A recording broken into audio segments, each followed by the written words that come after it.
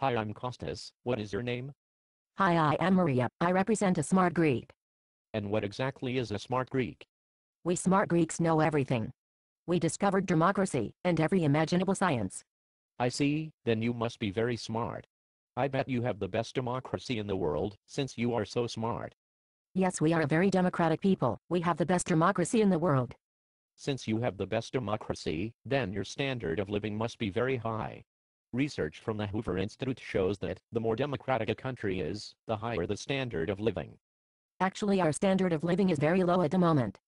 Why is that? Please elaborate. Because we are governed by the Troika, and they are taxing us to death and taking all our money. What is the Troika? The Troika is a collaboration between the European Central Bank, the International Monetary Fund, and the European Commission. But why are you governed by the Troika, since you say you are so democratic? Shouldn't your elected representatives govern, instead of the Troika? Well, we have signed an agreement with the Troika for financial help. They have agreed to bail our insolvent country out in exchange for 110 billion euros over the next 3 years. You mean you are bankrupt? No, we are not bankrupt. Our democratic elected officials don't use that word. That word, the B word, is forbidden. So let me get this straight. You say you have the best democracy, but your country is governed by the Troika, and your standard of living is falling off the cliff. Something is not right here. Might it be that you are not so democratic or smart? No, you are wrong. We are the most democratic people and the smartest people in the world. Our democratic elected officials say it is so. I believe them. But if you are so smart, then why are you in such financial strain? Because our democratic elected Prime Minister, George Papandreou, says that the previous government of New Democracy screwed things up, and now we have to pay for their incompetence. Yes, but wasn't it your prime minister, the one that said there was plenty of money before the elections? Yes, he did, but it is not his fault that there was no money. The problem is with the Greek statistics.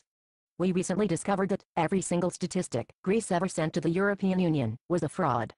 Yes, but the same elected officials who run the country now have been in power for the last 30 years. Don't you think they should be blamed for this? You do have a point.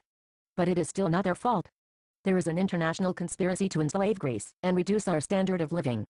Who are the conspirators? They are the International Monetary Fund, the European Union, the US, the CIA, the local and international chapter of the Masonic Temple, the International Zionist Movement, and just about every conspiracy organization you can imagine.